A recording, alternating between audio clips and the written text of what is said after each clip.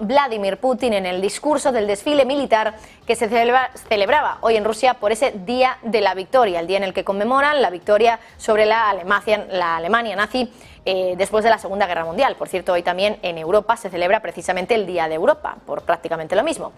Hoy tenemos a Jorge Cachinero, experto en relaciones gubernamentales y riesgos políticos, con nosotros. Jorge, muy buenas tardes. Buenas tardes, Marta.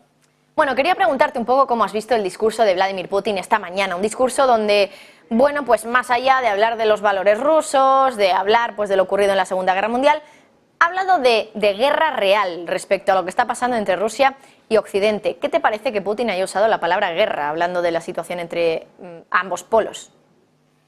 Pues te diría, para empezar, porque es muy reciente, la ministra de Asuntos Exteriores de la República Federal Alemana, Annalena Baerbock, acaba de declarar durante la visita del ministro de Asuntos Exteriores chino a Berlín que Alemania está en guerra contra Rusia, con lo cual va a resultar que Annalena Baerbock le está dando la razón a las palabras que ha pronunciado Vladimir Putin esta mañana, ¿no? Saliendo de este juego irónico casi en un momento tan terrible, yo he oído el discurso entero de Putin esta mañana y he de decir que me ha parecido un discurso normal, pronunciado por una persona que es un patriota ruso, conservador, en un día muy especial para Rusia, que es de celebración de la victoria al final de la Segunda Guerra Mundial contra la Alemania nazi. Guerra en la que además, y esto no debe perderse de vista, murieron 27 millones de rusos, fue el país que más sacrificio hizo durante la guerra, 10 millones de soldados y 17 millones de civiles. Por lo tanto, a mí en principio el discurso no me ha parecido especialmente extraordinario, pero cuando he visto ahora mismo las declaraciones de Annalena Baerbock sobre el hecho de que Alemania considera que está en guerra con Rusia, habría que pensar que efectivamente Vladimir Putin ha dicho lo que ha dicho esta mañana por una razón, y que probablemente tiene que ver con el hecho de que desde hace un año efectivamente Occidente está enviando dinero, está enviando armas, está enviando asesores, está entrenando al ejército ucraniano y desgraciadamente esto cada vez tiene peor pinta, ¿no, Marta? Claro, ¿y qué significa que Alemania, por un lado, que por cierto Baerbock no es la primera vez que lo dice, eso de que Alemania está en guerra con Rusia, ya lo dijo hace unos meses? ¿Qué significa que tanto Rusia, Putin, insisto, porque no es lo mismo que lo diga, por ejemplo, Lavrov, el ministro de Exteriores, que lo diga el propio presidente? ¿Qué significa que Putin diga que estamos en guerra? Porque al final, de momento, no está habiendo directamente ataques hacia ambos, ¿no? Entre Rusia y Occidente. Quiero decir, de momento todo se enfoca en Ucrania, pero que digan abiertamente, como digo lingüísticamente, que hay una guerra entre ambos. ¿Qué puede implicar? ¿Puede implicar que aumente la tensión? ¿Puede implicar que directamente Rusia pueda atacar, por ejemplo, Occidente o viceversa? Vamos a ver, como he dicho, creo que las palabras de Putin hay que ponerlas en el contexto de la celebración de hoy, que es una celebración especial. Es decir, yo por eso, cuando le he oído esta mañana, tampoco he sacado conclusiones excesivamente negativas de ellas. Es cierto que el momento que vivimos es un momento muy delicado, donde parece que andamos paseando por una línea muy peligrosa que podría conducirnos, y digo conducirnos en primera persona del plural porque nos arrastraría a todos, a un conflicto que, si fuera un conflicto mundial, lo va a ser nuclear. Y este es el gran riesgo de esta situación. De todas maneras, a mí me gustaría, en este contexto, si me lo permites, poner en valor palabras, informes, declaraciones que están haciendo en Estados Unidos militares estadounidenses que ya están diciendo que Rusia ha derrotado al equivalente de 2 ejércitos completos ucranianos hasta el momento, que son cifras que, de acuerdo con el Mossad israelí o el servicio secreto turco, en la parte baja estarían en 235.000, 250.000 militares ucranianos muertos, y que en la parte alta estaría en torno a los 300.000. Y creo que en Estados Unidos, que entra o está ya de lleno en ciclo electoral 2024, se está perdiendo la paciencia sobre cómo están yendo las cosas en Ucrania, Y la campaña electoral del 24 en Estados Unidos, sobre todo el Partido Demócrata, los líderes del Partido Demócrata, porque hay candidatos demócratas como el hijo de Robert Kennedy que están criticando a Biden por la guerra en Ucrania, el liderazgo del Partido Demócrata quiere tener un ciclo electoral presidencial alejado del ruido de fondo de una confrontación militar en Europa contra Rusia. Y yo creo que eso es lo más significativo del momento, es decir, el deseo de Estados Unidos de intentar salir del atolladero en el que se encuentra, y quizá por eso Estados Unidos está empujando desde febrero, que se ha anunciado, a que los ucranianos hagan un último esfuerzo, una última contraofensiva, lo que se ha llamado la gran contraofensiva de primavera de Ucrania, que se está aplazando desde febrero, ha pasado marzo, ha pasado abril, estamos ya en mayo, no ha sucedido nada, porque en Estados Unidos el cálculo que hacen es, si le va muy mal a Ucrania en este último intento militar contra los rusos, que es lo que parece que puede suceder, esa sería la excusa perfecta para que Estados Unidos cortara, saliera corriendo, le echara la culpa al empedrado, al tiempo, a los pájaros, a las flores, a la corrupción en Ucrania, al liderazgo político ucraniano, a los soldados y a los militares ucranianos, y se desquitara de todo este conflicto, como por cierto los Estados Unidos han hecho, y este es un clásico de la política exterior estadounidense, como hicieron en Vietnam, como hicieron en Irak, como hicieron en Libia y como acaban de hacer en Afganistán. Por lo tanto,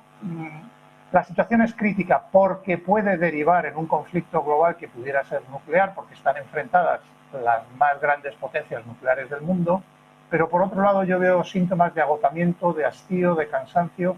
en Estados Unidos y ganas de salir de este asunto porque no quieren este ruido de fondo durante la campaña electoral del 2024.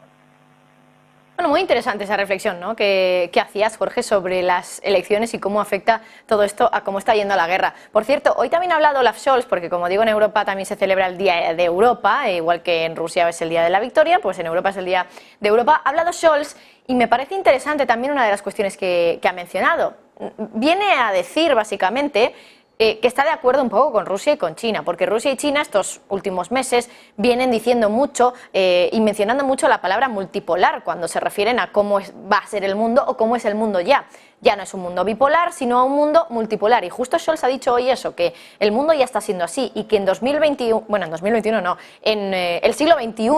va a ser así, va a ser un mundo multipolar. ¿Te da la sensación también de que Scholz, por lo tanto, está entendiendo que Rusia y China tienen razón en lo que dicen de la multipolaridad? Bueno, yo estoy de acuerdo que el mundo del siglo XXI va a ser multipolar y por lo tanto no puedo estar más en acuerdo con lo que ha dicho el canciller Scholz sobre que el siglo XXI será multipolar. Lo que hay que entender es por qué Alemania está diciendo esto en este momento. Y si me permites, la reflexión sería la siguiente. El modelo económico alemán, que es básicamente el modelo económico europeo, de éxito durante estas décadas pasadas, se ha basado en dos ventajas competitivas, dos. Energía barata rusa y mercado chino para los productos alemanes o europeos. La primera ventaja competitiva se ha perdido por culpa del conflicto y además, y ya lo comentamos la semana pasada, ha quedado en evidencia que los Estados Unidos, con la ayuda del gobierno noruego, se ha cargado intencionadamente el nuevo Nord Stream, el 2, para abastecer de precisamente energía barata a Alemania y a Europa. Y creo que en Alemania empieza a darle miedo de perder este segundo elemento de la ventaja competitiva de su modelo económico de éxito, que es el gran mercado chino para los alemanes. Yo creo que lo que Scholz está diciendo, está intentando congraciarse con el liderazgo chino por esta razón, fundamentalmente. Y la verdad es que su colega de coalición, como suele ocurrir en las coaliciones, la ministra de Asuntos Exteriores del Partido Verde, no le está ayudando mucho, porque con sus declaraciones de hoy, si lo que pretende Annalena Baerbock es crear una fisura en la estrechísima relación que mantienen Rusia y China en este momento, está muy equivocada, porque ya los chinos y los rusos han dejado claro a todo el mundo de que es una alianza estratégica que, como dicen los chinos, no tiene límites, va mucho más allá de una relación bilateral tradicional entre dos países. Entonces, yo creo que lo que hemos oído desde Alemania son mensajes disonantes entre un canciller que se da cuenta de que no puede arriesgar el mercado chino y está tratando de congraciarse con el liderazgo chino, y por otro lado el Partido Verde en el poder, en coalición con los socialdemócratas, cuyo líder es la ministra de Asuntos Exteriores, que vuelve otra vez a tirar las habichuelas encima de la mesa con declaraciones como la que he hecho esta mañana. Esa es, yo creo, la tensión que hay dentro del gobierno alemán en este momento en cuanto a cuál es la dirección que debe seguir la política exterior alemana en el futuro más inmediato. Jorge, y por cierto, estábamos hablando de comercio, de cómo afecta el comercio y al final las cosas económicas, ¿no? El dinero a la geopolítica entre Europa, en este caso Alemania y China. Y precisamente quería dar una noticia de última hora para ver si la podías comentar con nosotros también, Jorge, y es que Italia tiene la intención de salir del Pacto de la Franja y la Ruta de China, mientras las relaciones se están deteriorando entre ambos países. Italia ha señalado que, a Estados Unidos, que tiene la intención de retirarse de ese controvertido pacto de inversión con China antes de final de año. Ha sido la primera ministra de Italia, Giorgia Meloni, que ha asegurado al presidente de la Cámara de Representantes de Estados Unidos, a Kevin McCarthy, durante una reunión en Roma la semana pasada, que si bien no se ha tomado una decisión final, su gobierno está a favor de abandonar su papel en la enorme iniciativa de la Franja y la Ruta de China, una iniciativa que firmó el gobierno de Giuseppe Conte en 2019, cuando este era primer ministro, y se convertía en el único país del G7 que formaba parte de este acuerdo, una participación que se iba a renovar automáticamente en 2024, a menos que Roma abandonara activamente el acuerdo, que parece que es lo que va a ocurrir finalmente. Italia, al final, ya saben, se ha visto atrapada en las crecientes tensiones entre Washington y Pekín, y parece que ahora mismo está tirando un poquito más para el lado de Washington. Jorge, ¿qué te parece la noticia de que Italia pueda salirse de este pacto de franja y ruta de China? No lo entiendo, y cuando hagamos el balance de daños, si lo hacemos, y ojalá sea sin que se haya declarado una guerra mundial nuclear, pasado el tiempo, cuando hagamos un balance de daños de esto que está sucediendo en este momento, el principal perjudicado con todo esto está siendo Europa. Podemos poner otros en la lista, pero en el primer lugar está Europa. El acceso a la energía barata se ha perdido cuando estábamos comprando a 40 o a 50 dólares el petróleo y el gas ruso. Ahora Italia quiere romper lazos comerciales con el gigante asiático que se va a convertir en la primera economía del mundo. No lo entiendo. O sea, da la sensación de que, y además es independiente de filiaciones políticas, porque Meloni, por poner un ejemplo para que nuestros oyentes lo vean claramente, Meloni y Scholz políticamente pertenecen a corrientes políticas europeas distintas, pero parece que están en el mismo curso de suicidio económico colectivo de Europa, que no va a ser nada bueno para nosotros. No se entiende todo esto. Y digo que no se entiende porque además Italia tiene un acuerdo de explotación de una refinería de petróleo en Sicilia enorme, que ha conseguido mantener al margen de las sanciones impuestas por la Unión Europea contra Rusia. Por lo tanto, no sé si es postureo político de Meloni porque ha tenido una visita de Estados Unidos al país, porque a la vez tiene un acuerdo de refino masivo de petróleo ruso en el sur de Italia, en un acuerdo que mantiene con Rusia, o es que vamos en este camino desbocado donde los líderes europeos han perdido la conciencia colectivamente, están en un momento de pérdida de conciencia colectiva y están arrastrando a la economía, a las finanzas y al bienestar de la sociedad europea hacia el precipicio. No, es incomprensible. Bueno, pues desde luego, y sobre todo viendo un poco también la relación comercial que tienen estos dos países. Bueno, pues Jorge Cachinero, muchísimas gracias por estar con nosotros, como siempre, aquí en Negocios Televisión. Todo un placer tenerte. Lo mismo digo, ha sido un placer. Gracias, Marta.